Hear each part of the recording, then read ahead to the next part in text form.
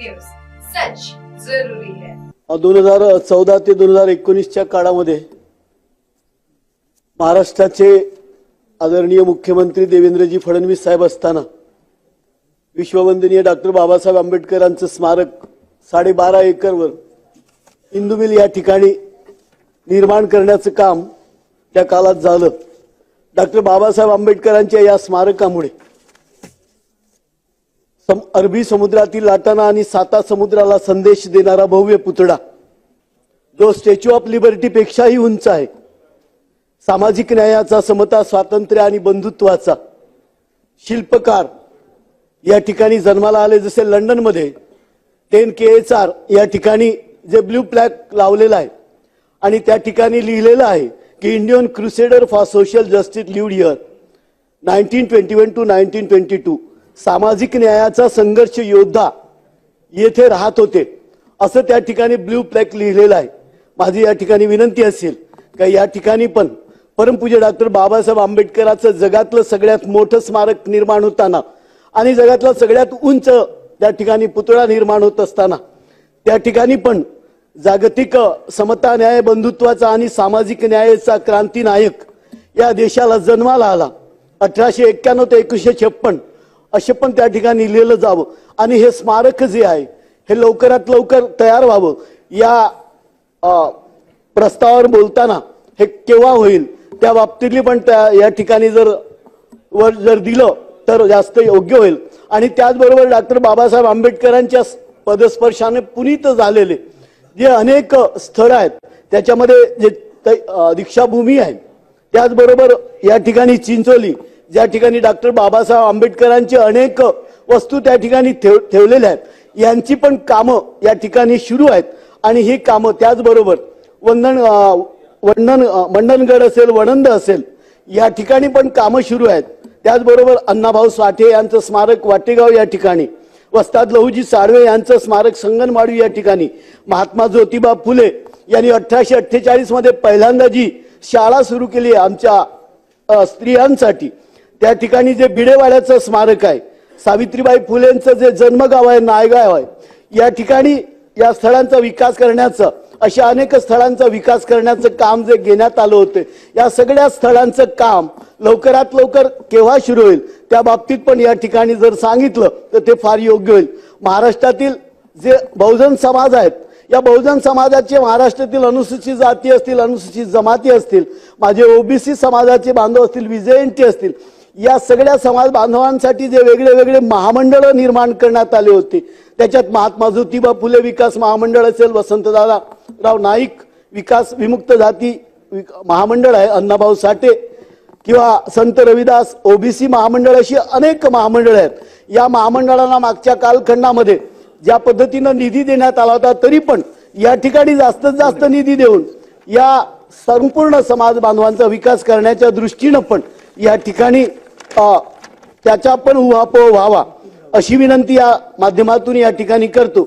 293 मध्ये विदर्भातील सिंचनाचा अनुशेष भरून काढण्याच्या दृष्टीनं या ठिकाणी जे ठरावामध्ये दिलेला आहे आणि माझी विनंती असेल की भंडारा गोंदिया जिल्ह्याला वरदान ठरलेला धापेवाडा सिंचन जो प्रकल्प आहे त्याचा 3रा टप्पा त्याची प्रशासकीय मान्यता झाली आहे, त्याला पण जास्तीत जास्त लवकरात लवकर निधी द्यावा।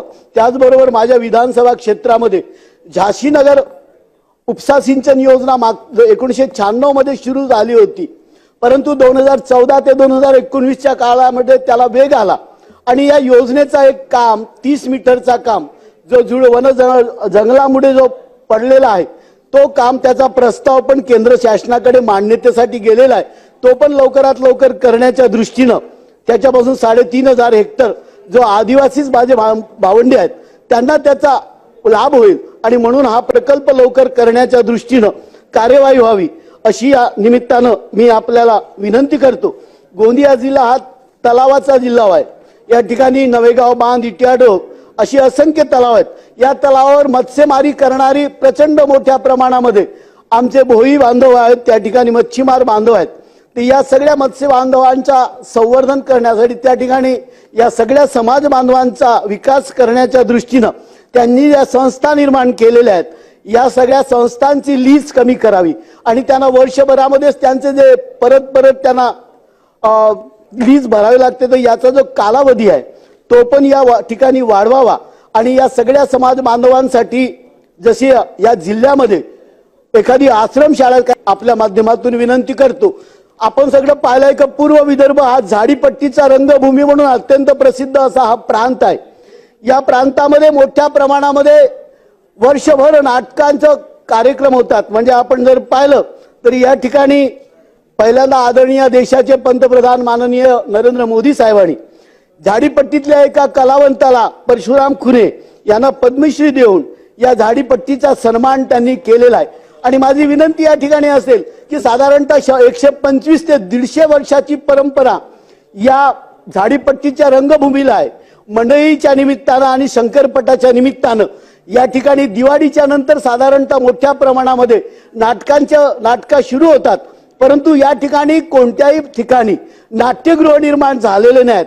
आणि माझी या ठिकाणी आपल्या माध्यमातून विनंती आहे की किमान 3000 पेक्षा जास्त लोकसंख्या असलेल्या जी गावं आहेत, नवेगाव बांध असेल, अर्जुनी मोरगाव असेल, सडक अर्जुनी असेल, केशोरी, संपूर्ण या परिसरामध्ये वडसा, गडचिरोली आणि या संपूर्ण गोंदिया जिल्हा, भंडारा जिल्ह्यामध्ये पसरलेल्या या परिसरामध्ये जे मोठी गावं आहेत त्या ठिकाणी नाट्यगृह निर्माण करावी अशी विनंती मी आपल्या माध्यमातून या ठिकाणी करतो.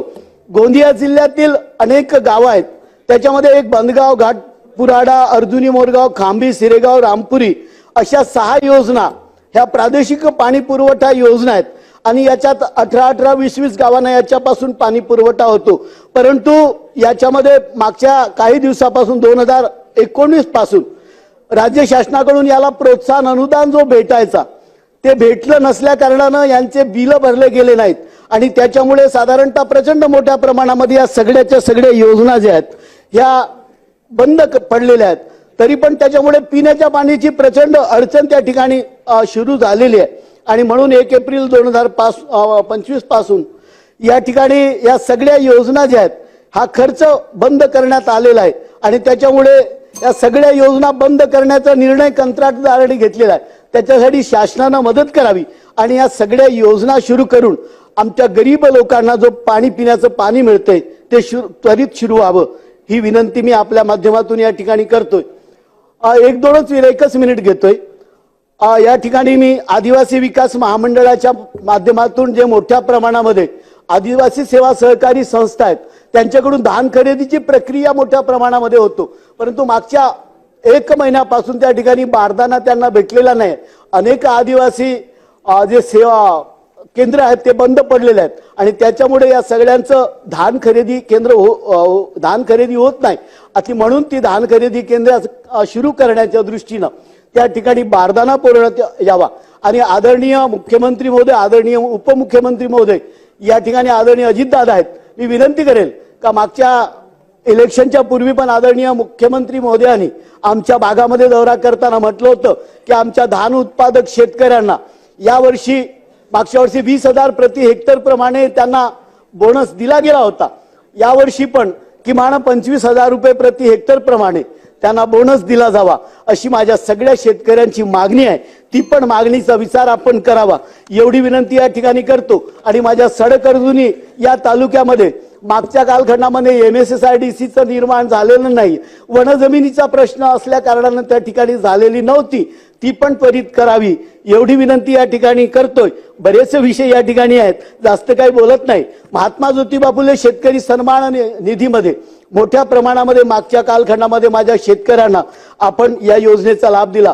परंतु त्याचबरोबर जे 2 वर्ष जे रेग्युलर कर्ज भरणारे शेतकरी होते त्यांना आपण 50,000 रुपयापर्यंत आपण त्या ठिकाणी प्रोत्साहन अनुदान देणार होतो. त्याच्यातले काही साधारणतः 8,810 शेतकऱ्यांना प्रोत्साहन अनुदान भेटलं नाही. बऱ्याच वेळा त्याच्या बाबतीमध्ये आम्ही अनेक वेळा या बाबतीत मंत्रालयामध्ये पण विचारणा केली, परंतु काही कारणानं ते भेटलेलं नाही. तर या सगळ्या मंडळींना हा प्रोत्साहन अनुदान मिळावा एवढी विनंती या ठिकाणी करतो. मला बोलण्याची संधी दिली त्याबद्दल आपलं धन्यवाद. हाय हेलो नमस्कार, मैं हूं पंकज विष्णु और आप देख रहे हैं MNS न्यूज. आप देख रहे हैं MNS न्यूज. सच